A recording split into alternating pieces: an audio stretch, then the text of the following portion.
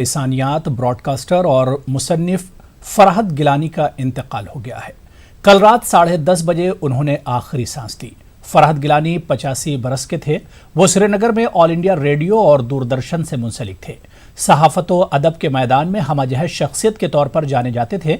उनका असल नाम मोहम्मद असलम था, लेकिन फरहत गिलानी नाम से ही वो काफ़ी मारूफ थे। फरहत गिलानी फारसी के मशहूर शायर मुबारक शाह फितरत के फर्जंद थे। वो कश्मीरी और उर्दू में शेर व शायरी करते थे। फरहत गिलानी ने अपने दौर में जगन्नाथ आज़ाद जैसी मशहूर शख्सियात के साथ काम किया था। मरहूम सूफ़ी हल्कों में काफ़ी मकबूल थे। उन्होंने शाह हमदान की कई अहम गज़लों का तर्जुमा भी किया है। कश्मीर में फ़नून लतीफ़ा में नई जान फूंकने से मुताल्लिक़ इनकी 100 सफ़हात पर मुश्तमिल किताब अदबी हल्कों में काफ़ी मशहूर हुई थी। मरहूम फरहत हफ्तावार मैगजीन प्रगाश भी शाये करते थे। वह हफ्त रोज़ा आहंग और सलसबील से भी मुंसलिक रहे। इनके इंतकाल पर मुख्तलिफ सरकर्दा शख्सियात, अंजुमनों और इदारों से गहरे दुख का इजहार किया है। इन्होंने फरहत के इंतकाल को नापुर होने वाली खला से ताबीर किया है। आगे बढ़ेंगे। जिला पुंछ में एलओसी पर पाकिस्तान ने फिर फायरबंदी मुआहदे की खिलाफ वर्जी की। डगवार, केरनी और कस्बा सेक्टरों में पाकिस्तान ने बिलाइश्तियाल फायरिंग की। हिंदुस्तानी फौज की चौकियों और रिहायशी इलाकों को निशाना बनाया गया। हिंदुस्तानी फौज भी फायरिंग का मुंहतोड़ जवाब दे रही है। गोलाबारी के नतीजे में कई मकानों को शदीद नुकसान पहुंचा। रिहायशी इलाकों में खौफ व हरास का माहौल बना हुआ है। आज सुबह इन इलाकों के मकीन काम से बाहर गए थे, अब वो वहीं पर फंस कर रह गए हैं। आज दिन में 9:30 बजे से डिगवार, मालती और करनी सेक्टर में फायरिंग शुरू की गई थी। दोपहर 2 बजे से कस्बा और करनी सेक्टरों में जबरदस्त गोलाबारी शुरू की गई। इनका पता नहीं चलता कि कहाँ आकर पड़े। ये देखो सामने आकर पड़ा हुआ है। तो इससे बहुत यहाँ के इलाकों के लोगों को, बाशिंदे जो बशिंदगान हैं, इनको बहुत बड़ी परेशानी हो रही है, जिसकी वजह इनके मवेशी मर रहे हैं, जानी नुकसान हो रहे हैं, लोग जख्मी हो रहे हैं। और माह सियाम जो है, माह रमजान जो है चल रहा है, उसमें बहुत बड़ी दिक्कत आ रही है। आज भी लोग बेड पे लेटे हुए हैं। इस गोलाबारी की वजह से बहुत ज्यादा हम तंग आ चुके हैं। तो आप एक अच्छा और कड़े से कड़ा कदम उठाए, हमें भी दिखाई दे, हमें भी तो अपनी जिंदगी गुजारनी है। लॉकडाउन से कश्मीर में कोल्ड स्टोर में मेवा रखने वाले काश्तकारों को काफी नुकसान का सामना करना पड़ रहा है। जिला पुलवामा के सिडको लासीपुरा इंडस्ट्रियल एस्टेट में मौजूद कोल्ड स्टोर में हर साल लाखों मीट्रिक टन की तादाद में सेब स्टोर किया जाता है। गुज़िश्ता साल से स्टोर करने वाले काश्तकारों और ताजिरों को नुकसान से दो चार होना पड़ रहा है। रवां बरस मार्च में ही कोरोना वायरस और लॉकडाउन के सबब सेब स्टोरों में ही रहा। इसकी वजह से काफी मिकदार में सेब खराब हो रहा है। मेवा काश्तकारों को माली नुकसान का सामना है। वायरस की कोई प्रॉब्लम हो गई तो जो माल था वहाँ वो लेट हो गया। उसकी एज होती है 4 महीने। 1 फरवरी से इसको निकलना था, अब ये मई तक नहीं निकला। जो भी माल है स्टोरों में ही सड़ गया। हम गवर्नमेंट को बार बार अपील करते हैं कि मार्केट इंटरवेंशन स्कीम के साथ साथ क्रॉप इंश्योरेंस स्कीम भी लागू करो, लेकिन यहाँ कुछ होता नहीं, कोई ध्यान नहीं देता है। तो सिर्फ ऐलान होता है और कुछ नहीं होता है। माल स्टोर थवन तो अस गो सठा नुकसान स्टोर थवन सत। परस गई वत बंद, हड़ताल गो, क्या गो, सोरे माल गो खराब। कह क्रेट नेरान तथ रेट यपर गो वायरस यह मसल गो तो जबरदस्त प्रॉब्लम गई। लालपुरा कुंजर में कई रोज पहले हुई कहरंगेज ज़ालाबारी और आसमानी बिजली गिरने से मेवा बागात, अखरोट के दरख्तों और दीगर फसलों को जबरदस्त नुकसान पहुंचा। लालपुरा में मेवा सनत से जुड़े काश्तकारों का कहना है कि आज तक मुतालिका महकमे की जानिब से कोई भी ओहदेदार नुकसान का तखमीना लगाने के लिए नहीं आया। काश्तकारों का कहना है कि शदीद ज़ालाबारी से इनकी फसलों को काफ़ी नुकसान हुआ है। मुतासरीन ने अपील की कि नुकसान का तखमीना लगाकर इन्हें भरपूर मुआवजा फराहम किया जाए। जिला बारामूला के कई इलाकों में ज़ालाबारी से बागात को काफ़ी नुकसान पहुंचा है। मतलब 60% गो डैमेज कि मतलब इमदाद गवर्नमेंट ना टीम योर चकस टोटलस मज कहें। गवर्नमेंट कर अपील कि अम खुद सोजन योर टीम ये बाज़ाब्ते पे चक नुकसान कोता गुमत तो अमुक इमदाद कर गवर्नमेंट अपील दी अमुक इमदाद।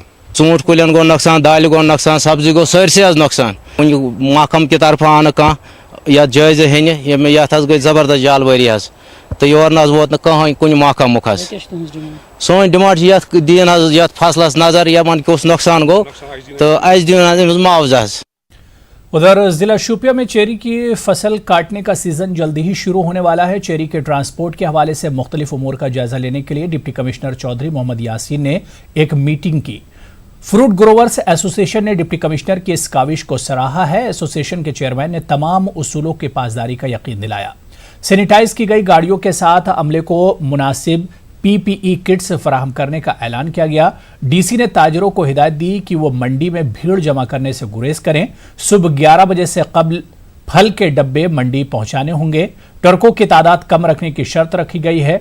ओल्ड फ्रूट मंडी अरहामा में तमाम उमूर की अंजामदही से इत्तेफाक किया गया। ताजरों और मजदूरों पर मुश्तमिल 40 अफराद को ही मंडी में रहने की इजाजत होगी। ट्रक ड्राइवर मंडी में गाड़ी से नहीं उतर सकेंगे। डिप्टी कमिश्नर शोपियान के साथ हमारी मीटिंग हुई है, जिसमें ये तय पाया गया है कि 27 तारीख से हम फ्रूट मंडी शोपियान को खोलने जा रहे हैं। तो सारे मसाइल ज़ेर गौर लाए गए हैं, क्योंकि जो हमारे ग्रोवर्स हैं काफ़ी नुकसान उनको उठाना पड़ रहा है पिछले साल से। तो इसलिए हमने एक कोशिश की है कि मंडी को हम 27 तारीख से खोलेंगे। मीटिंग की है फ्रूट एसोसिएशन वालों से और कंसर्न सारे डिपार्टमेंट से, और ये डिसाइड हुआ है कि 27 मई को जो हमारी ओल्ड फ्रूट मंडी अढ़ामा है वहाँ पे हम ऑपरेशन स्टार्ट करेंगे, albeit in a very controlled manner keeping in mind COVID restrictions. कोविड-19 मामले पर लद्दाख यूटी इंतजामिया के छछोत शुमा गांव के साथ इख्तिलाफात तूल पकड़ रहे हैं। यहां अब आए रोज एहतजाज हो रहा है। लाठीचार्ज के वाकयात भी रूनुमा हुए हैं। बीजेपी काउंसलर सईदा लद्दाखी ने लाठीचार्ज और चंद खवातीन के जख्मी होने को इंतजामिया की नाकामी से ताबीर किया है। इंतजामिया ने इन सब को चंद लोगों की साजिश करार देते हुए इनके खिलाफ कार्रवाई करने की बात कही है।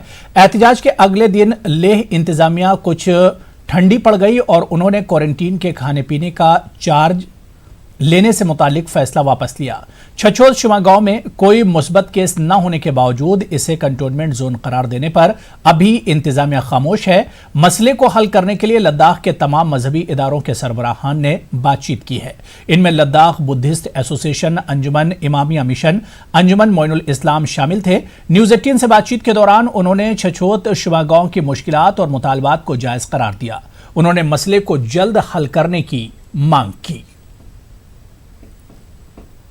तो बड़ा हैरान हूँ, ये किस तरह के ट्रीटमेंट और जादू इनके पास है जो हर एक लोगों को एक ही दिन में उन्होंने ठीक करके छोड़ दिया, एक ही डेट पे। तो ये सब चीजें बड़ा एम्बिग्युइटी है इसमें। बिल्कुल हम ये चाहते हैं, हम पब्लिक से ये अपील करते हैं कि भाई इस बीमारी को लेकर हमें बहुत ही प्रिकॉशन लेना पड़ेगा। हेल्थ एडवाइजरी जो उसको फॉलो करना पड़ेगा और कर भी रहा है। गाइडलाइन सबके लिए एक होना चाहिए, इसीलिए लोग भी यहाँ पे काफ़ी कंफ्यूज हैं कि कभी कुछ और गाइडलाइंस इशू होता है, कभी कुछ और गाइडलाइंस इशू होता है। तो लोग भी कंफ्यूजन है कि हमें करना क्या है, करना क्या नहीं करना है। परसों इंसिडेंट हुआ, लाठीचार्ज हुआ, वहाँ पे पथराव हुआ, वहाँ पे एफआईआर लॉन्च हुआ। हमें वहाँ जाके फिर लोगों को समझाना पड़ा, हमें लोगों को डिस्कस करना पड़ा ताकि लोग मान के घर चले गए।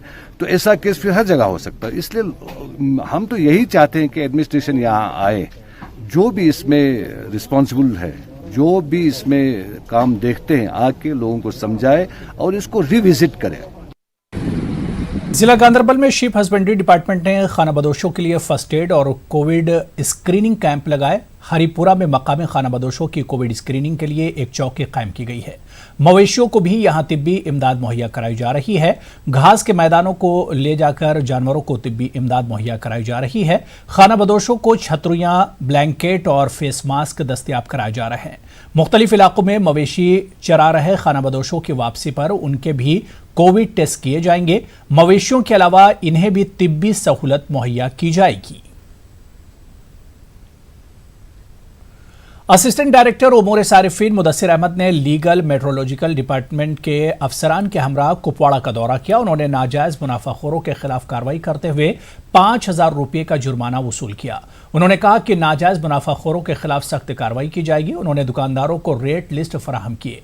उन्होंने कस्बे के मुख्तलिफ बाजारों का दौरा करते हुए तमाम सब्जी फरोशों, मुर्ग फरोशों और फल बेचने वालों में रेट लिस्ट तकसीम किए।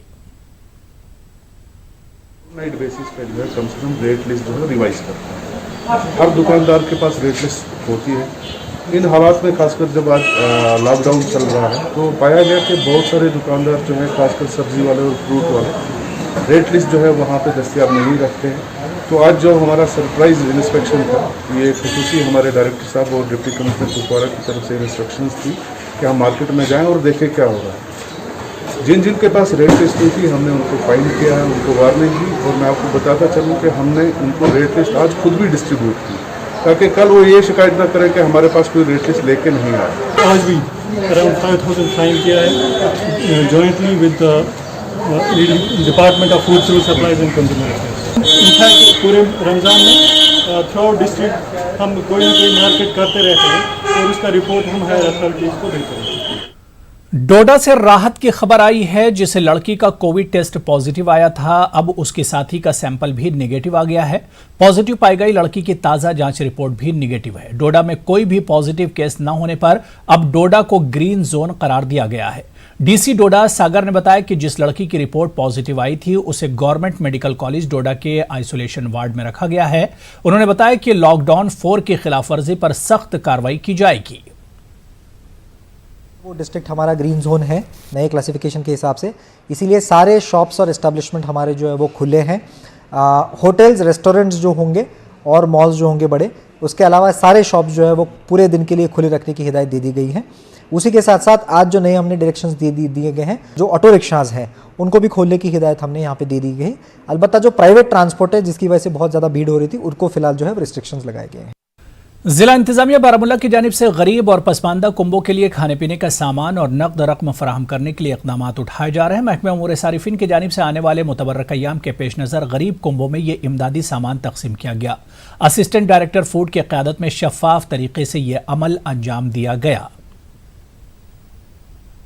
जो प्रोसेस हमने शुरू किया था, ये लॉकडाउन शुरू होने से पहले हमने शुरू किया था। आप जानते हैं कि इसमें हमने लेबर माइग्रेंट्स वो भी कवर किए हैं। ये food and supplies revenue department जहाँ पे हमें डिस्ट्रिक्ट एडमिनिस्ट्रेशन रेड क्रॉस से पैसा दे रही है और हम ये रेड क्रॉस से कर रहे हैं। और इसके अलावा ये फूड किट्स के अलावा कुछ नकदी पैसे भी डिस्ट्रिक्ट एडमिनिस्ट्रेशन रेड क्रॉस के थ्रू इन गरीब लोगों को दे रही है।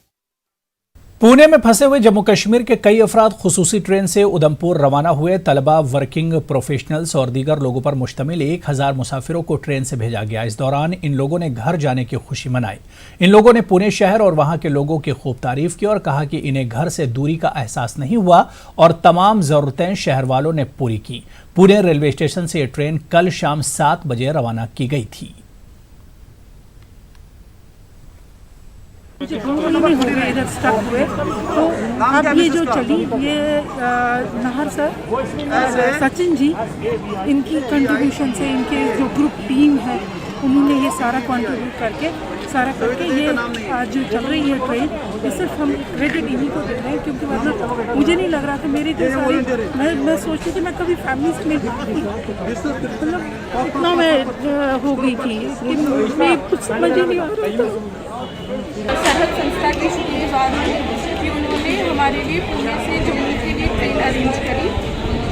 अभी तो आप देख सकते हैं कितना खौफ का माहौल है, सबको लग रहा है कि पता नहीं सेफ पहुँचेंगे घर की नहीं, मतलब कुछ भी अरेंज नहीं हो पा रहा था, तो मतलब उन्होंने ये सब अरेंज करके दिया हम लोगों को, तो उसके लिए मैं थैंक यू। मेरे साथ कोई रजिस्ट्रेशन नहीं थी, मेरी ऑन द स्पॉट ये संजय सचिन सर ने और इरशाद सर ने ऑन द स्पॉट मेरा मदद किया है और मैं इन दोनों को थैंकफुल हूँ कि इन लोगों ने पर्सनली मेरे साथ आके मेरे साथ टच होकर मेरा पूरे सारे डिटेल्स फिल किए और मुझे जाने का मौका मिला है।